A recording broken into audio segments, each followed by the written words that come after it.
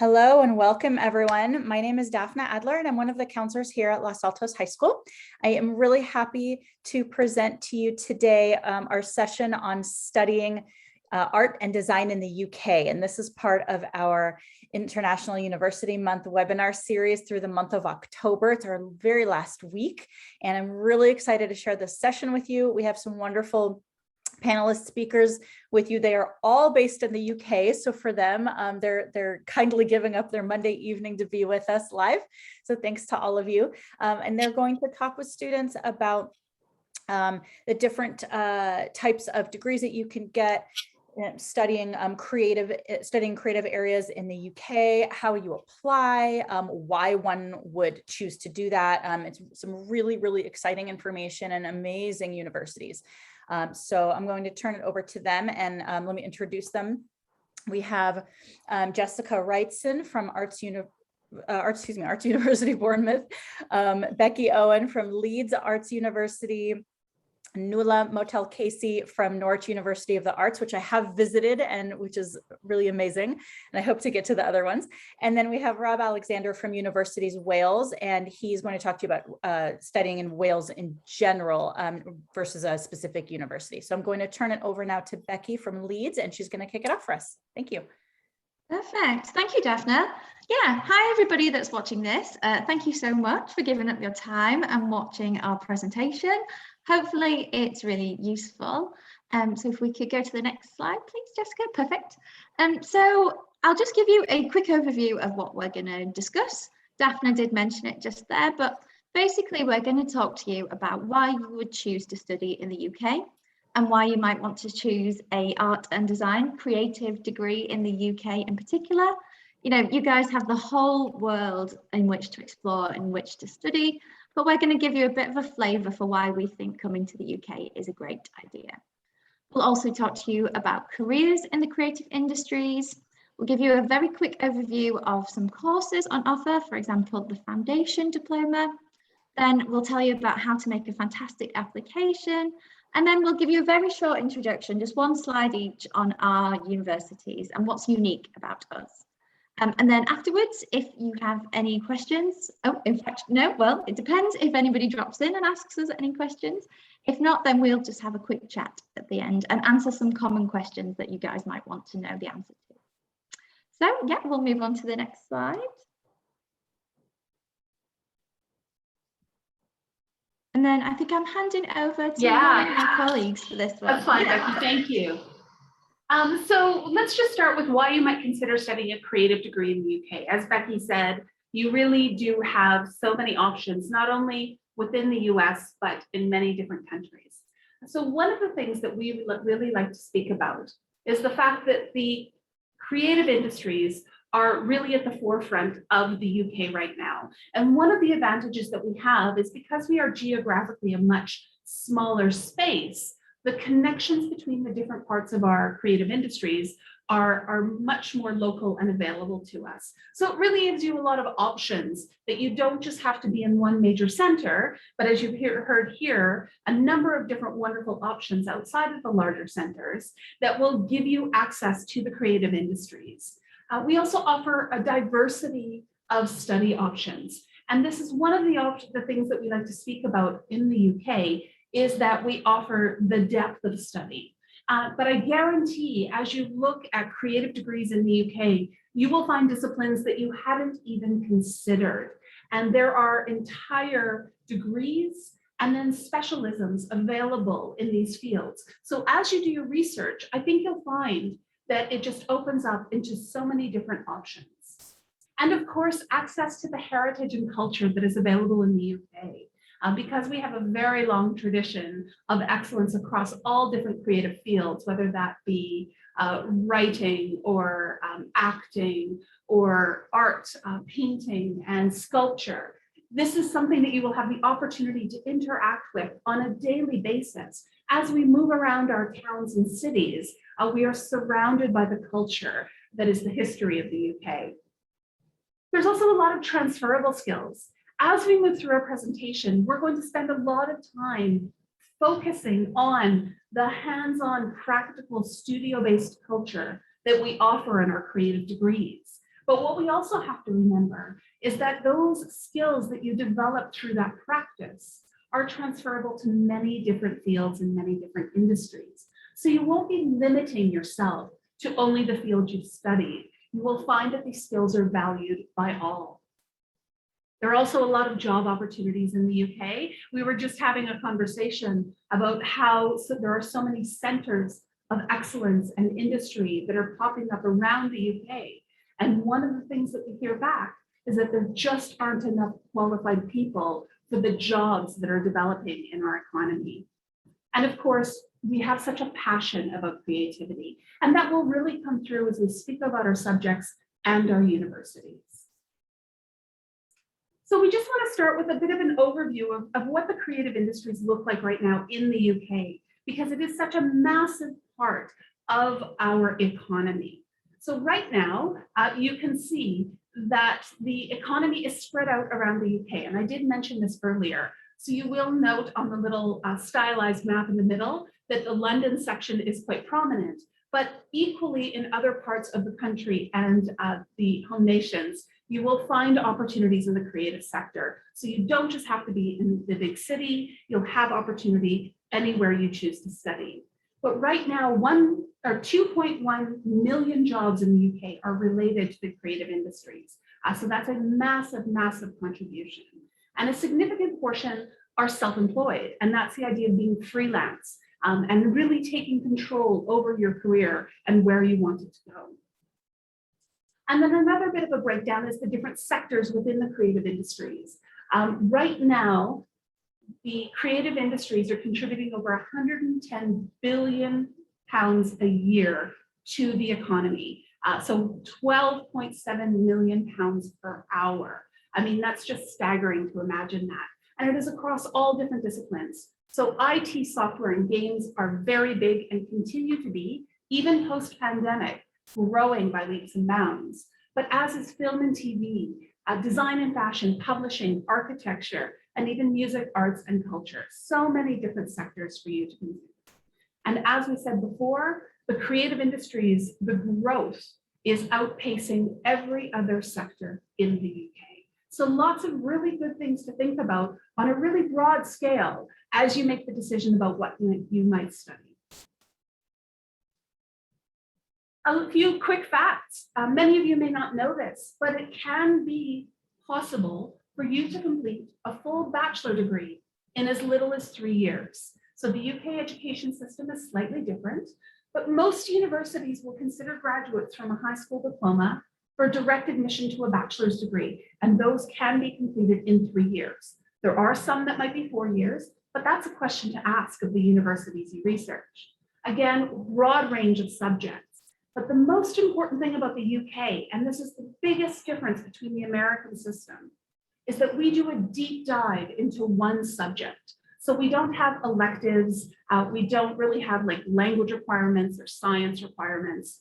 When you choose your subject, it might be photography or fashion or acting, that will be what you do with all of your time.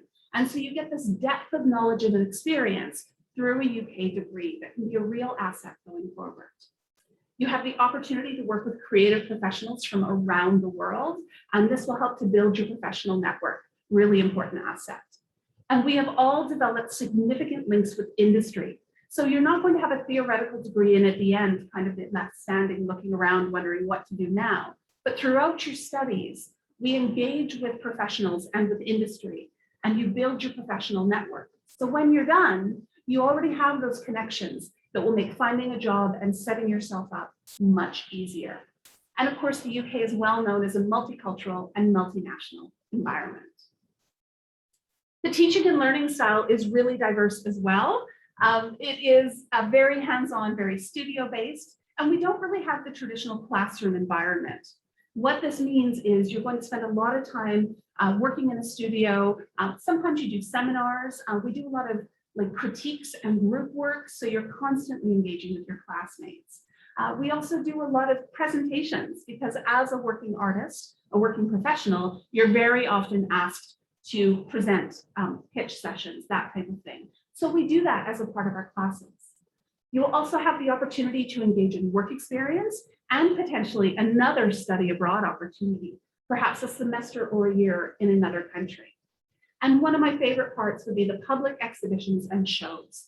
All of our students work towards their graduating show, where they get the opportunity to exhibit their work, typically on our campuses, and also at the relevant industry professional show for your field. And this is, again, a part of building that professional network with industry connections.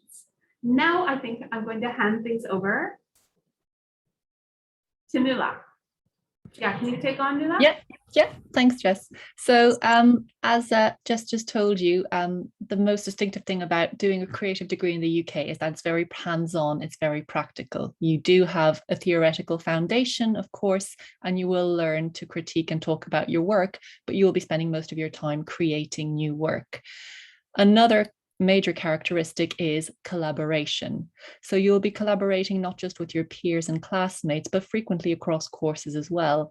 So for instance, if you're studying film, you may collaborate with people who are studying acting or fashion.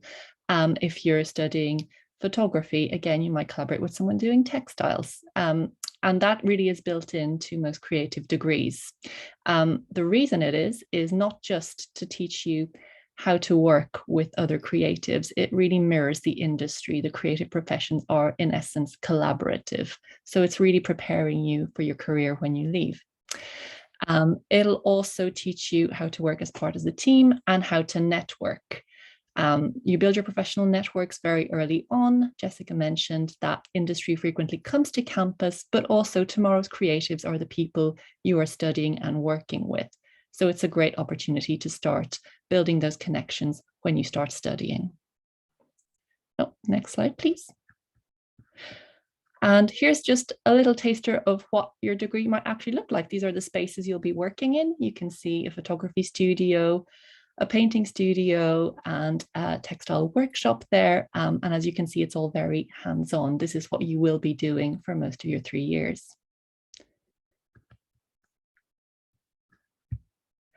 Which brings us on to facilities. So in any creative university in the UK, our facilities are industry standard and specialised. That means that you have dedicated workshops for your major. So if you're doing fine art, you will have access to, say, a painting or drawing studio. If you're working, again, with textiles, you'll have access to all those facilities, a photography studio and film studios. We use industry standard materials and software, which means that you're working with the very latest equipment and cutting edge technology. And you're also prepared for what professionals work with in the industry. You'll have your own studio space in a lot of universities, or a bookable space where you can use for self-study and to create your own work. And you'll also have access to professional technicians who will help you develop your technical skills and guide you to create the work you want to make. Everyone gets workshop inductions when they start their degree, so don't worry if you haven't used all of the materials before, or you don't know how to use a particular piece of software. You will be shown to ensure that you can create the best possible work.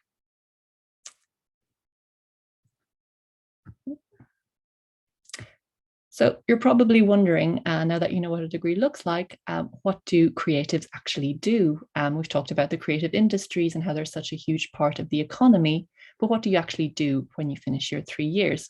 The answer is very many things.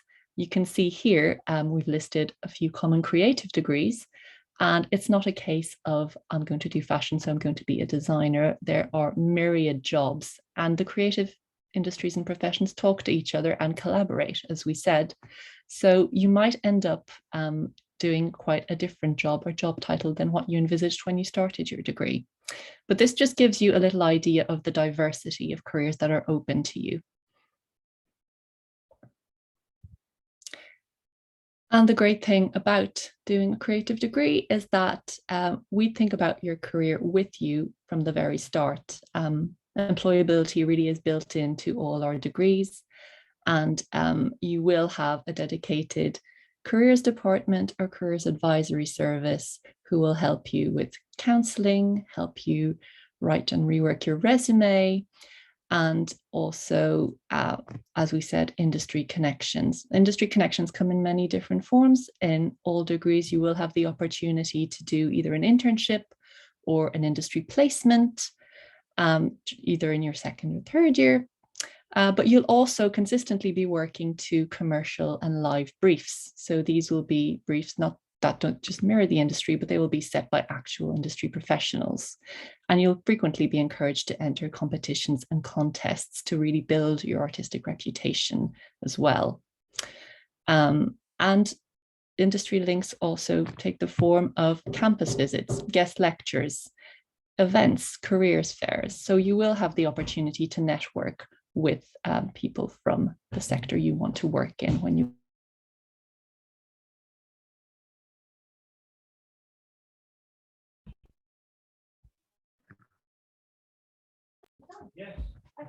Sorry, next slide, please.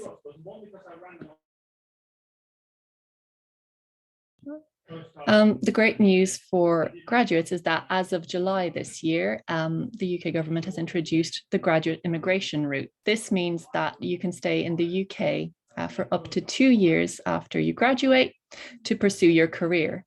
And it doesn't mean that you have to secure employment in company. You can also do it as a freelancer or a self-employed person.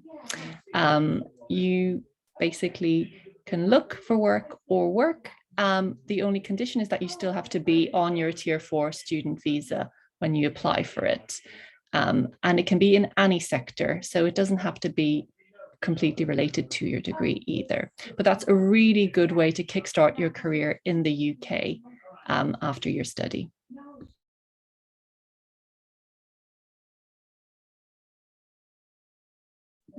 So you're probably wondering, how do I choose a university?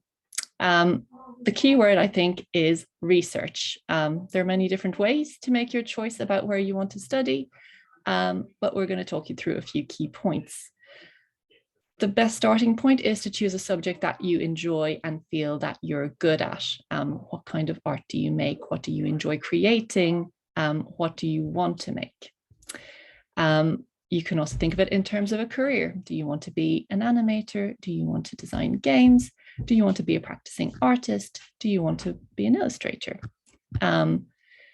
Which industry do you want to go into?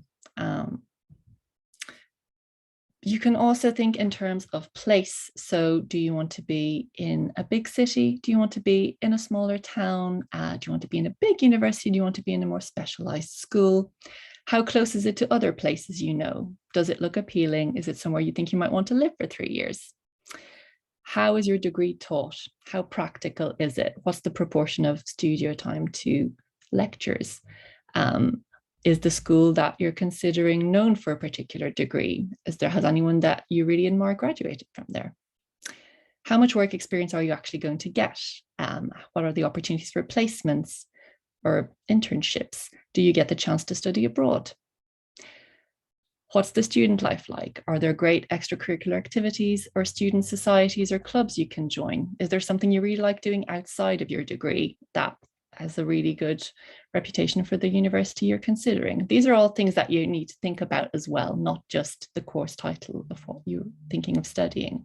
You can also look at accommodation, think about what your home is going to be for those 3 years. Do you want to live in halls? Do you want to live outside of town? Do you want to be in the heart of everything? These are all the different factors that will make up your university experience and not just your diploma or degree.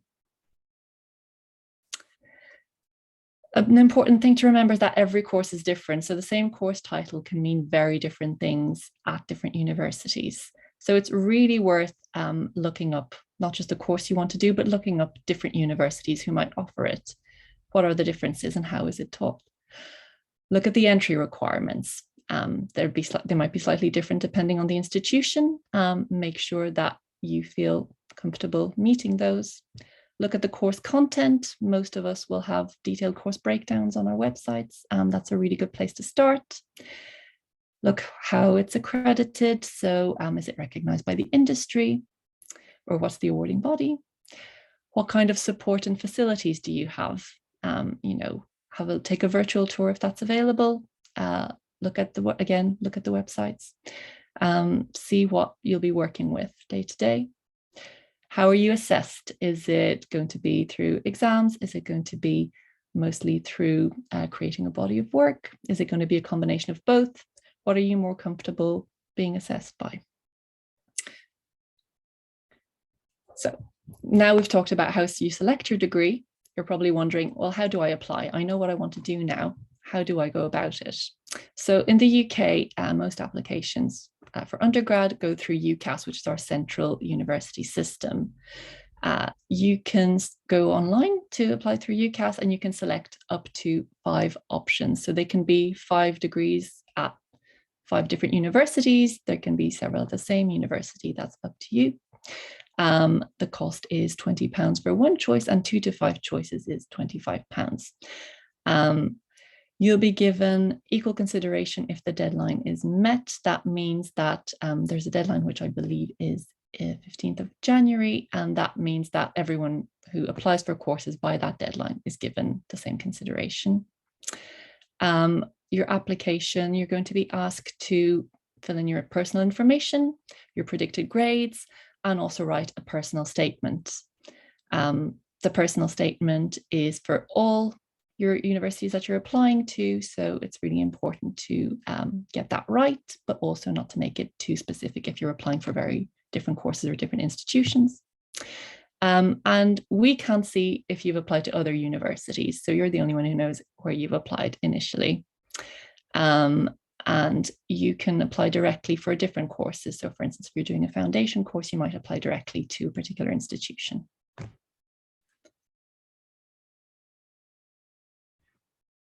So here's a little timeline to help you get your head around that application process. So applications open in September. You get up to 5 choices, so you can select your different courses at different institutions. The early application deadline is the 15th of October, and the equal consideration deadline, which I was just talking about, is the 15th of January. By the 30th of June, you will have to have your application in if you're an international student. And that's when then we will start processing all of the remaining applications.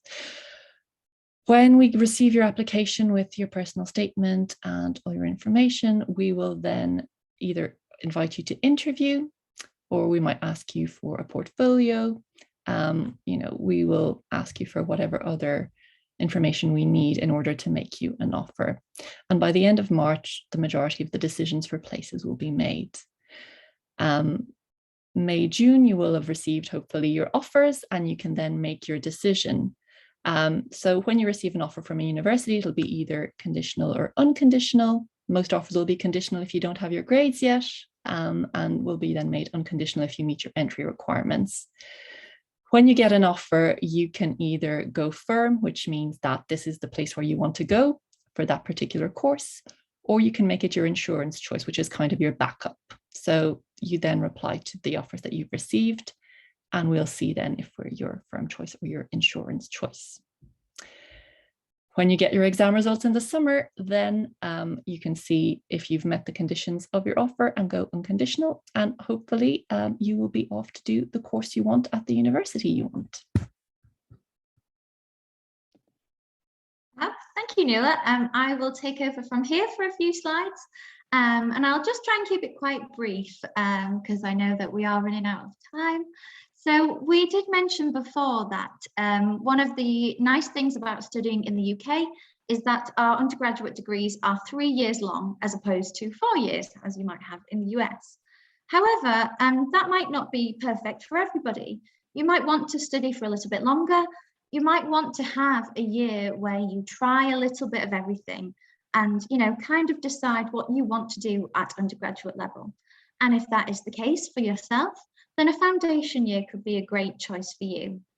So our foundation years here in the UK, usually just the 1 year long, the clue is in the name, and they are quite broad courses where you'll try lots of different creative subjects, you'll get a little hint of everything, and then towards the end of the year, you'll start to specialise in your chosen area. So it's not obligatory. You know, if you can meet the entry requirements for an undergraduate degree without taking a foundation diploma, then you absolutely don't have to take one. But many students do find that they enjoy that year to get used to academic study in the UK, and, you know, to find the artistic area that they want to study at undergraduate level. A lot of people have a lot of skills in many different areas, and they're not sure what they want to pursue for the next 3 years. So the foundation diploma can be really good for helping you to decide. So we'll move on to the next slides, which are about portfolios and making that application and making sure that you stand out and you sell yourself to the very best potential that you can. So portfolios are something that really do stress students out quite a lot. Unfortunately, every single year, and I'm sure I can talk for all of my colleagues on the call, we get lots of emails, we get lots of calls, we get students who are really worried about the portfolio. And honestly, please do not worry. If there's one thing from you, to take away from this presentation, it's that the portfolio is something that we want you to enjoy. It's your chance to show off your voice, show off your personality, show off your passions and why you want to study this particular subject area, and show us that you've done a little bit of research into, the kind of work that you might be expected to do on the course that you're applying to. So the portfolio should show a good level of technical skill. We want to see your skills. We want to see a range of different things. If you've got skills in drawing and painting and sculpture, then we would like to see a little bit of all of those skills. But we do like it if you do try and tailor the portfolio to the course that you're applying to as much as possible. So while we say that we do want to see a good level of technical skill, we don't expect this portfolio to be super professional and, something that a professional might submit to a company for a job. If you were already a super professional, then you wouldn't need the course. So we don't expect it to be super slick, super polished. We want to see, how you work. We want to see drawings. We want to see sketches. We want to see workings and perhaps, some changes in direction maybe. If you want to include some thoughtful little inclusions, like some sentences around your pieces of work that explain your thought process. They might explain practical information like the materials that you've used. That can also be really useful as well for helping us to understand how you work. And it will help us to picture you on the course that you're applying to as well. So your portfolio, it's really important that the images you include are good quality. So by that we mean if it's a digital image, if it's a JPEG, if it's a PNG, then please try to make sure that they're not pixelated and that they're as clear as possible. And then if you've taken photographs of 3D work, for example, if you had a sculpture and it's quite large, then make sure that the photographs that you take really do the piece of work justice. Make sure that we can get an idea of scale, make sure that the background's not really busy, make sure that the quality of the picture and the lighting is good. And, it's really small tips like that that can make all of the difference. It can turn your portfolio from being, okay, but it's kind of hard to read, it's kind of hard to see the pictures, to something that's amazing that really sells you. So please do think about things like that. And then finally, just what's important to note is that we all do ask for something slightly different. So make sure you follow any instructions or guidelines from the particular universities that you're applying to.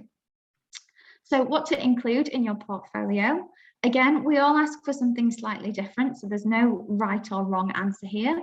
But generally, 15 to 20 pieces is a good place to start. That gives us enough to work with, that we can see what you can do, but not too much that the viewer is, running out of time.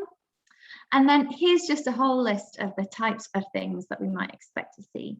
2D work, we'd expect to see things like drawings and sketches.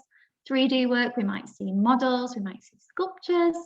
Photography, that's kind of self-explanatory, but things that you see on your travels, things that inspire you, landscapes, portraits, that kind of thing. If you're applying to a digital course, then we might expect to see graphics, digital images, drawings, animations. And then we like to see what's inspired you as well. So if you can tell us in a few sentences, or if you can show us your inspiration for your initial piece of work, and then the progression from inspiration to final piece. So here's some common mistakes that we see. And again, I know I've just said that there's no right or wrong answer. So, these things might not necessarily be massive, hard mistake, but they are things that can, if you solve these things, then you might be winning, I guess, with the portfolio. So lack of academic rigor is something that we do see quite often. So by that, we sort of mean that you've not included where the ideas come from, your research, your planning, your idea generation. And it says sketchbook work here, and that is something that's really important. You might not want to include your sketchbook because it might be quite personal, you might think it's quite messy, but it's great for us to be able to picture exactly how you work and how you progress your ideas. And then another mistake that we see quite often is not including, the idea again, or the concept and where the piece of work has come from. So sometimes students can just include lots of pretty pictures, and with no context, it's quite hard to understand, what was the idea, what was the brief, when did you make it, how do you feel about it, do you love the piece of work, does it make you feel good, would you change something perhaps? Little bits of information like that can make all of the difference. The presentation of your portfolio is really, really important. So it needs to be in a logical order. There's no right or wrong logical order, but it needs to make sense, it needs to flow well, and it needs to just be easy to view, because we do see a lot of these. So you really need to make it as clear as possible. And then finally, this is a really big one. We see this all the time, that students panic and they include loads of different pieces of work that they might have created in like 8th grade. And, that's not necessarily the best thing to do. We'd rather have fewer examples, but stronger examples, than you including filler pieces of work just to fill the space. And then some top tips for making sure your portfolio is as strong as possible. As I mentioned, always check the website of the particular university that you're applying to, because we do all ask for something slightly different. One size doesn't fit all. You can't just send the same digital portfolio to all of us and expect us all to review it in the same way. Make sure you show a variety of work, and like I said, if you can try and tailor it as much as possible to the course that you're applying to, but if you do have a breadth of skills, then please do show us a little hint of that. We like to see that you've got lots of different skills. Again, as I said, we want quality, not quantity. If you're having large pieces of work that you're including in the portfolio, then make sure you photograph those well. Make sure you can get a sense of scale from the pictures. Again, as I mentioned, a few bits of information, some short captions around each piece can really, really help us to understand. And we don't want loads of text. We don't want it to be more like a novel than a portfolio, but a little bit of information can really help us to understand the piece of work. And then finally, just making it accessible, creating a link or submitting it in the format that the university has asked for is really, really helpful. You wouldn't believe how many students, don't follow the instructions that we've got on the website, and it immediately kind of puts them, not in a negative place, but it's a little bit harder to view. So make sure you follow all of the instructions. I think I'm back on. I promised my other colleague will get to speak as well, but now we're just going to introduce our individual universities. One quick slide, give you a sense of who we are. So as we said at the beginning, I represent Arts University Bournemouth, 3,700 students on one campus. So that's one of our advantages. It's a creative community, everybody on the same campus. We are on the south coast of England. Basically, if you go further south than Bournemouth, you're going to hit France. So it's a lovely, popular tourist destination, beautiful beaches. And we are home of the Bournemouth Film School. And I like to highlight this as an amazing example of collaboration at our university. So the Bournemouth Film School, yes, it has our film production course, but it also has our acting students, our creative writing students, our makeup for media and performance students, our costume students, our animation students, and everybody is there working together in kind of a live, simulated film set environment. And this is really a testament to how we work at AUB. So I do encourage you to have a look at our website to check out what we do offer. And I will hand things over back to Leeds. Thank you. Yes, so Leeds Arts University is where I work. We are a small specialist creative university based in the northern city of Leeds. So we're up in the north of, oh my word, sorry, that was my alarm. How embarrassing. I don't know why I've got an alarm at this time. Anyway, we're based up in the north of England, and we are a small university. We only have around 3,000 students in total.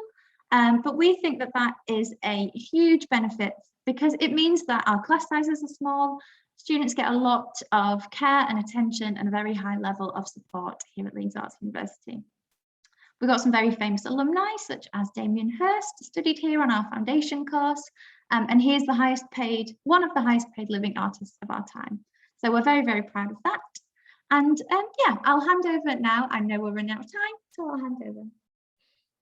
Thank you. Yeah, so I'll give you just very few words about Norwich University. The Arts, or NUA. We're also a small specialist creative arts university. We're located in the lovely east of England. You can see a little cross on the map there.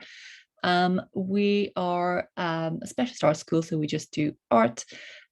We are a very small creative community, again, just over 2,700 students, 9% of which are international, and we want to keep those international numbers growing.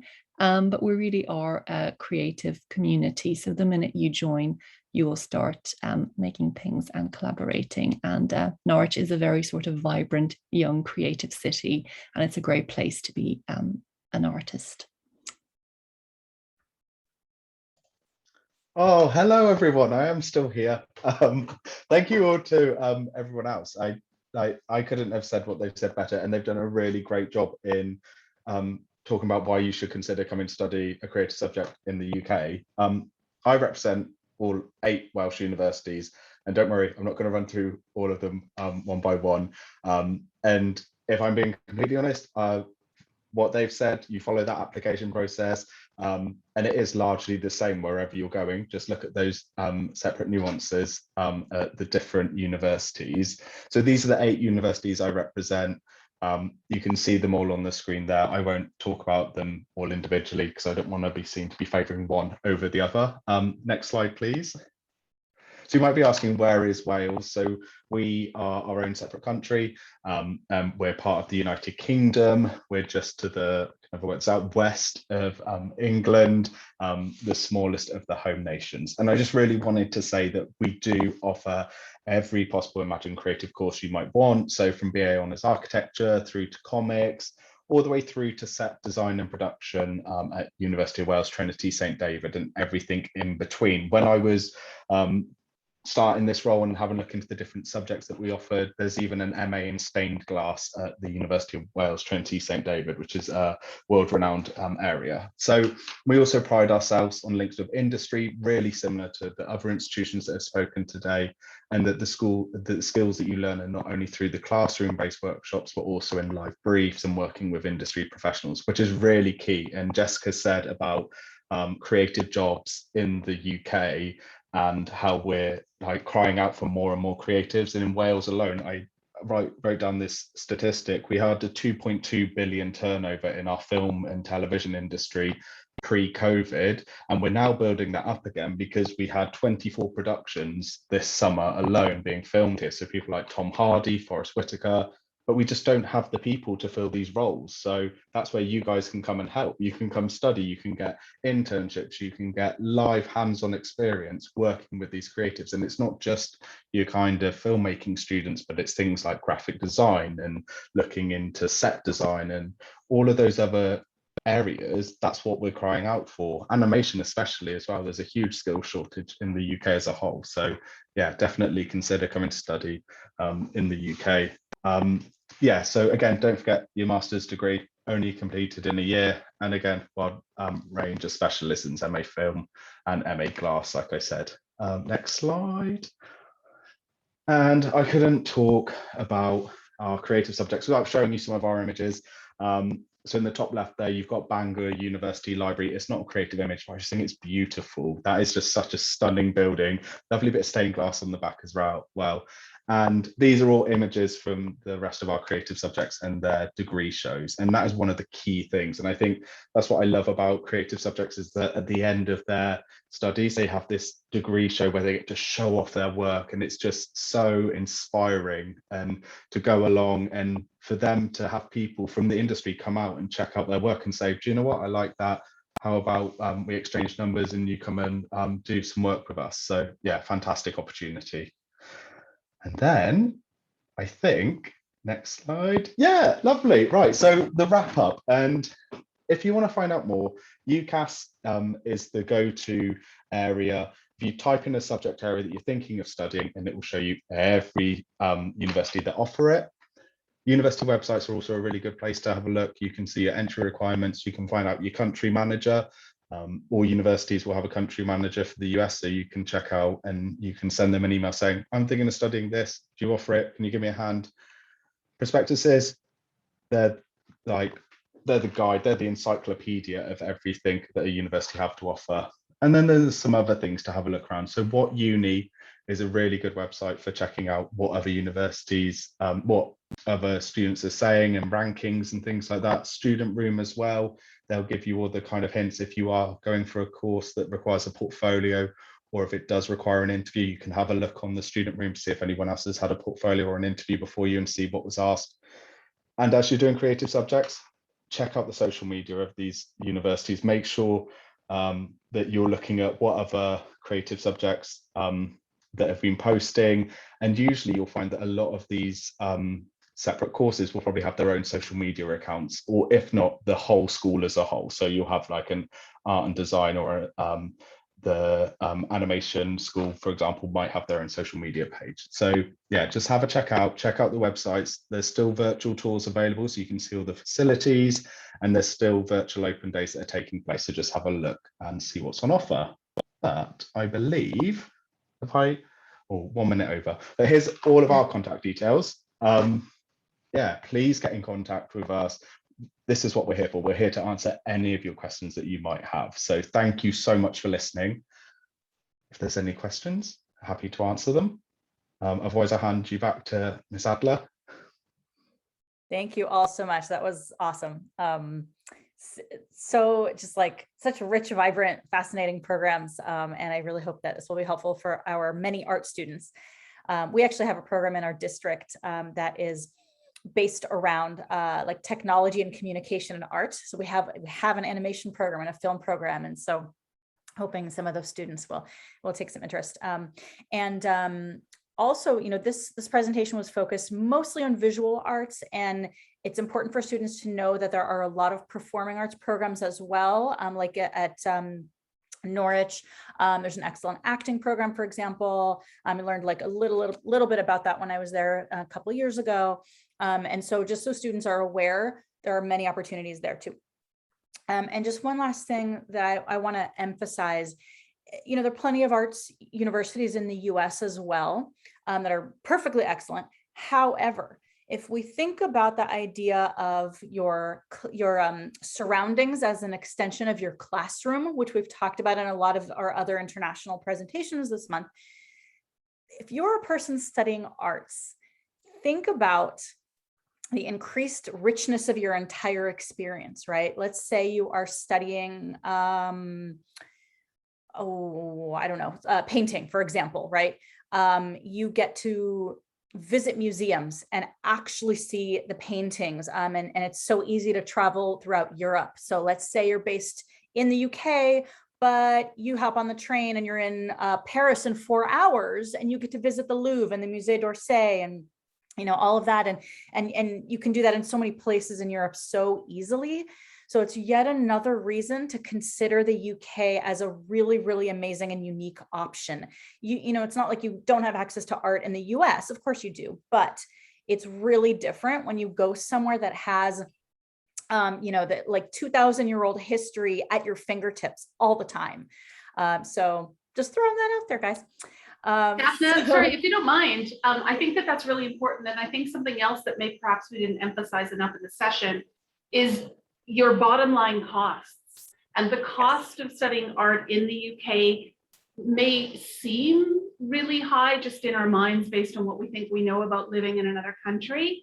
But I've had students come from the US and say to me, when I compared the cost of going to perhaps a private art institute in the US versus studying abroad in the UK, it actually at the bottom line came out to be less to come to the UK. So it's certainly worth doing that research and asking that question. Yes, absolutely. And we've touched on affordability in a number of sessions, and we're going to have a separate session about that as well, because you're right, there's that perception that this must cost a fortune.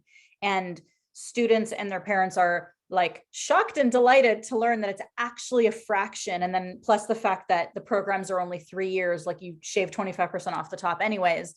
But yeah, that's one of the other amazing benefits of going international. So there's lots to learn, but it is absolutely approachable and doable and affordable for the vast majority of students. So a really, really exciting option. And also students, notice that there's a face behind every one of these institutions. In the US, it can feel very anonymous. You know, you're just a student ID number.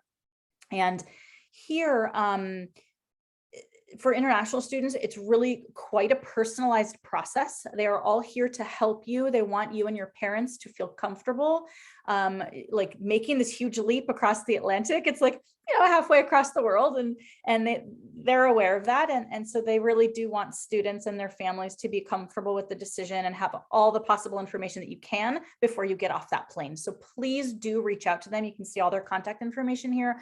If you have other questions, please reach out to me. And I'm happy to get you connected with any of them or other reps that you've come across in our presentations. But definitely encourage you to please think about this. It's such a life-changing experience. And I mean, I think that's the case for anyone, but studying art, it's so magical when you go to a place like the UK. So yeah, that's my little spiel. As you can tell, I'm like very, very passionate about this. So really want to get students out there in the world. Any last bits that anyone would like to share, comments, questions? I just want to say one thing, and that when you're looking at art schools or creative schools in the UK, there is, and as you've seen by this presentation, there's more than London. And there are some vibrant areas of the UK as a whole that are doing amazing things for the creative industry. So I'm really happy to be on a panel today with universities outside of London, because normally people think about London as the creative hub. Yeah, but there's a lot more, and you can do a lot more at other universities as well. Yes, absolutely. And it's very similar to the US, where you really want to think about your surrounding, right? Your day-to-day life. Like, what do you want around you? Do you want to be in a big city? Do you want to be in a smaller town or somewhere suburban, or a very green campus or a very urban campus? And you have all those same options in the UK. If you want to be in London and the hub of lots of stuff, you can totally do that. If you want more of like kind of a medieval city, Norwich is amazing, and NUA is like right in the middle.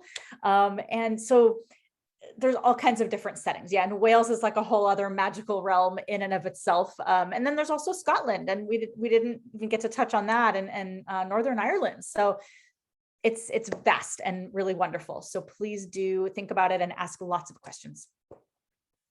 All right. Thanks to all of our panelists today. I really, really appreciate you and your time and your expertise, and sharing your universities with our students. Thank you. Thank you. Thank you.